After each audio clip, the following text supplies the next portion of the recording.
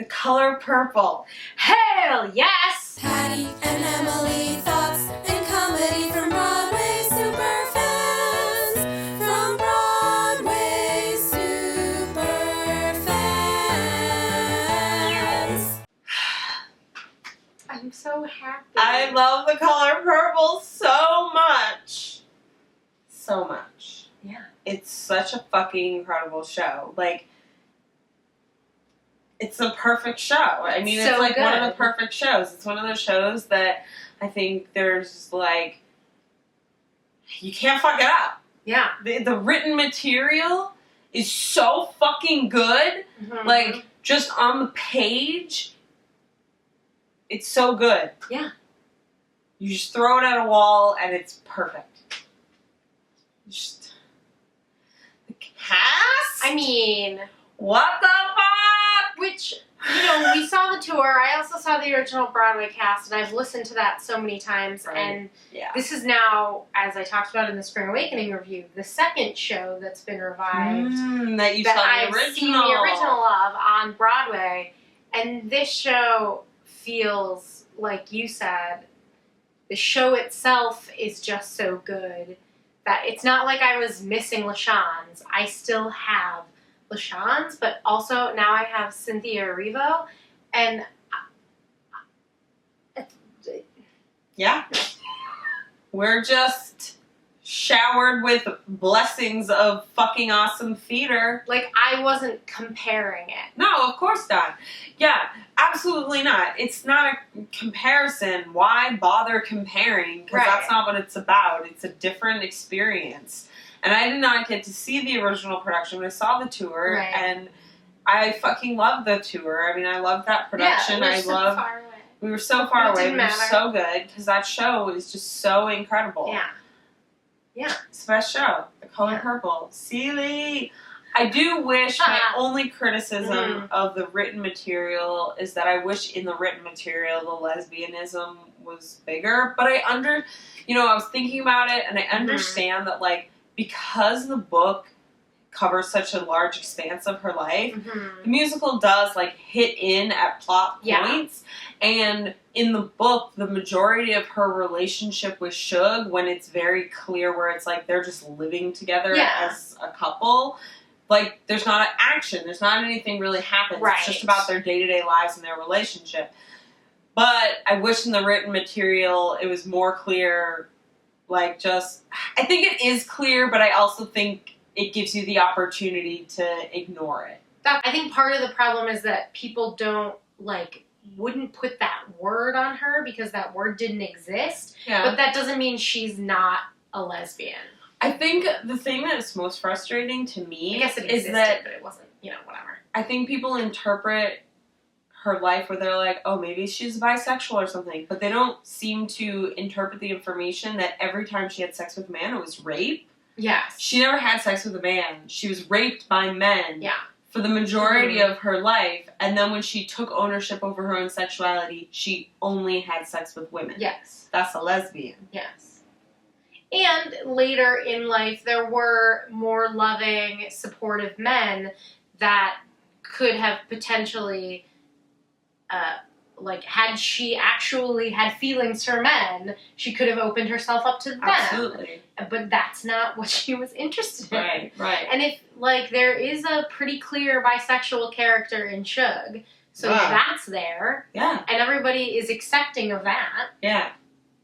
Yeah, I actually think when you really examine it, I think the show is has a beautiful understanding of sexuality. Because you have, especially Suge's sexual awakening is beautiful because she's like Seeley sort of always thinks of sex as pain and misery and has no connection to it, and Suge has a positive connection to her sexuality, but then she's also like, wow, I thought I had everything about sex figured out, but I guess I didn't, which is what's so beautiful about sexuality, because you never stop learning or understanding new things about yourself your entire fucking life. Like, you can still discover things about your sexuality when you're in your 80s and shit. I guess you'd have to make it a different sort of kind of musical, and it wouldn't be the broad audience that it appeals to now. But if you do read that book, so much of it is about sexuality. Right. Like, not even that part, but there's that whole entire conversation where Suge teaches Celie how to masturbate. Yeah. Yeah. Which is in there. Which is kind of in Push the Button, which is about, everybody needs to learn about your clit. But yeah, that whole, oh my god. But they turned it into a metaphor song, which is a great song. And again, I understand the mass appeal of it. Right. And actually, I haven't seen the movie. Is that in the movie? No. Yeah. So the movie completely eliminates the lesbian relationship. That's what I thought. But I guess you could still have somebody being like, you should masturbate without them being lesbians. I love The Color Purple so much. So good. I guess what I really feel is that The Color Purple is such a goddamn good show and so well written that there's nothing you could do to ruin it, even John Doyle directing it like John Doyle directs, which I hate. Well, they weren't playing their own instruments, so I guess that's a good thing. Thank goodness. And this is only my second John Doyle. I don't remember this happening in The Visit, but you also mentioned that it happened in Allegro, but the thing that I noticed the most in the first act, which was then glaring even more so in the second act, is that characters would be talking to each other without facing each other, but not as if they were just facing away from each other and talking. Like, I'm talking to you, Emily, but I'm facing away from you right now, even though it's as if I'm talking to you. Patricia Devery, we are having such problems right now, I can't even deal with it. That's what it was like. So not as bad as that, but well, I'm just over we're going to write whatever that play is. Yeah. It undercuts the entirety of the show, because when you watch two people look at each other and connect with each other, that is completely different than making actors stand at the foot of the stage and look out at the audience and create, complex motions. Like, that's a cool skill and that's beautiful, but I would rather see two people looking at each other, because, like we just said, one of the most beautiful, amazing moments in the show was when they kissed. Yeah, and there are those moments where they do look at each other. Yeah. And I don't know why. I don't know if it was to try to make those moments even more impactful, but I don't think it makes them more impactful. I think it just makes the other parts you're just like, why are you doing that? Yeah. I felt like 50% of the show was played with one person, downstage and one person upstage, but they were supposed to be talking to each other, but they were both facing the audience. Like, 50% of the show was played like that. Like, why? Why? I don't know. I honestly don't know. Hated it. I wanted everybody to look at each other. Yeah. I mean, the concept of it I don't think it was groundbreaking, to be honest, but I liked it. Sure. I don't feel like I felt this production any more than I felt the other production. So I don't think the concept for me had any impact on that, because again, like you said, I just think it's a really great show and the show speaks for itself. Yeah, I agree. I think, honestly, John Doyle's directing to me makes me think of somebody who is immature and thinks they just came up with something really fucking clever. That's always what his shows feel like to me, where he's like, oh my god, you know what's gonna be so clever? If they stand downstage and look at the audience and don't look at each other. I don't know. I hate it. I really just don't. It does not agree with me. The Color Purple is indestructible. Well, yeah. So it's I didn't even realize that I hated the direction until the second act. Right, and that's, I think, primarily because we talked about it at intermission, and then because we had both, said it out loud, it became even more glaring in the second act. It's just frustrating to have such an amazing show, such fucking insane performers, the dream cast of Dreamcasts, and to have the direction be so frustrating. We didn't even know to be, Dreamcast. Oh my god. First, Cynthia Erivo, welcome to fucking Broadway. Welcome to Broadway. She's wonderful. And thank you for coming. And thank you, production, for bringing her. Yes. Yes, she's incredible. I don't even know what else to say besides that she's perfect for this role. She completely just head to toe everything was embodied in her of Celie. Yeah. I loved it. It's that perfect blend of quiet strength Jennifer Hudson from American Idol. From Dreamgirls. Yeah. From Chicago. Woo-hoo. The city, not the musical. Yeah. Can you imagine? She was great. She was great. I don't know. I mean, I loved her. I thought she was great. I kind of feel like with a different director, we could have gotten a stronger performance, but I don't think the performance we got was bad. Sure. It was good. Yeah. It was solid.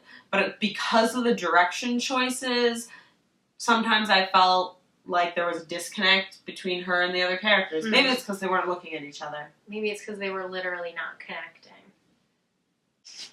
But she's great. The second she did her first little in Suge Avery, we were both like, because listen, these songs are great. They're beautiful songs. They don't require the vocal acrobatics that Jennifer Hudson can do. Right.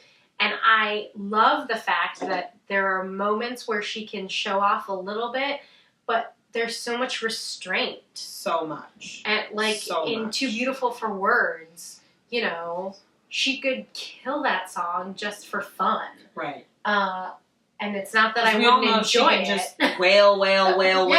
Right. But that's not what those songs are. But that's not what the songs are, and that's not what that moment needs. And they gave her a little moment at the end to push the button where they were like, you can wail on this, girl, go for it. Exactly. But she was, absolutely. I thought her push the button was just, and I keep on thinking about, especially because we were sitting in the box, so we couldn't see Cynthia's face when they kissed, but we could see Jennifer's. And I was like, I know that whole realization of I knew I was gonna do that, but I didn't know I was gonna have this reaction. Right, where she was like, "I'm just having fun." Whoa. Or also Celie's really upset, so I think it's also she shows affection this way, and was wanting to make her feel better and make her feel beautiful, and that's how she feels beautiful. Yeah. And then they were like, "This is deep, Yeah, that was probably my favorite. Yeah. Oscar winner Jennifer Hudson. She's incredible. She's so incredible. Yeah.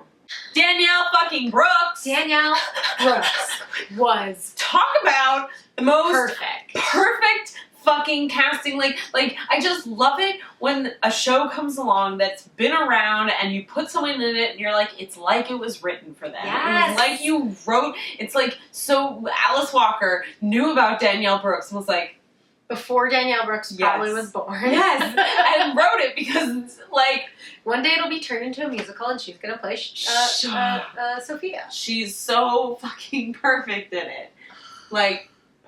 Perfection from her. Just everything she did. I cried the most in the entire show during Hell No.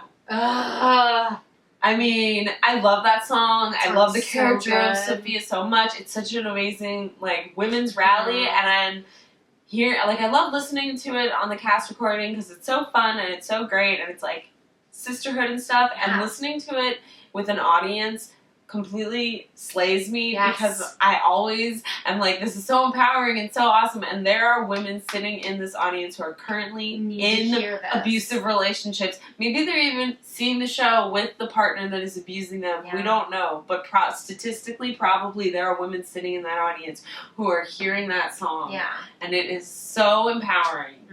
Everything that Sophia does where she's just what? No. What do I want to do? I'm not doing that. Yeah. She's the most self-possessed character, in anything. Yes. Who just knows herself, knows what she's about, knows what she wants out of life, and doesn't take shit from anybody ever. Until she gets completely broken down. Why that second act is so much more, heartbreaking. Right. I had seen the musical, 6 years ago was the last time we saw it. And that chunk of the show has no music, so the cast recording doesn't allude to it. I had forgotten about it because I hadn't dealt with those scenes since then, and I was like, oh fuck, that's right. Oh, she's just so ruined. Yeah, and it's so sad. That's the. It's okay. It's so utterly heartbreaking because she's the strongest character in the show, and she's the strongest character you ever see on stage, and fucked up American racism completely beat her down. But she's resilient, and she rose up again. It's orchestrated because of the acts of another woman. A white woman, obviously. Right, so there's the racial politics, but... Yeah. Her physicality is just great. Yeah. And I love the little snippet, the teeny moment we got of her doing the Sophia walk. Oh, yeah. It was great. It wasn't overused. Yeah. It was just there. Yeah. Oh, that Sophia walk. Boom, bitch. Whatever, motherfuckers! I fucking worship her. Yeah, gotta love this woman. My friend Sophia. Me too, Seeley. Same. She's all her friends. The fucking church ladies. Hello. Kind of the best part of the show. I don't know. It's debatable. I mean, certainly the best Greek chorus that's ever been on Broadway. That is the goddamn truth. Going back to, the classics. Three of them were fucking perfect and amazing, and I loved everything about them. Yes. And they were, it was an immediate reaction to whatever scene had just happened or whatever scene was coming up, where, it wasn't just, they came out and were setting the scene, but they were in the back and were like... Right, they were Coast is clear, now let's gossip. Shit, I heard it.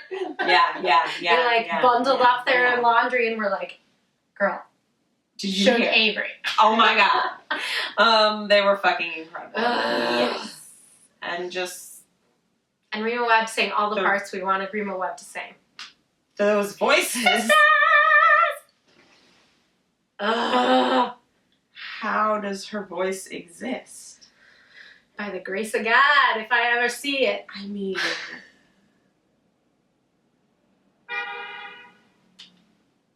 Her voice is insanity.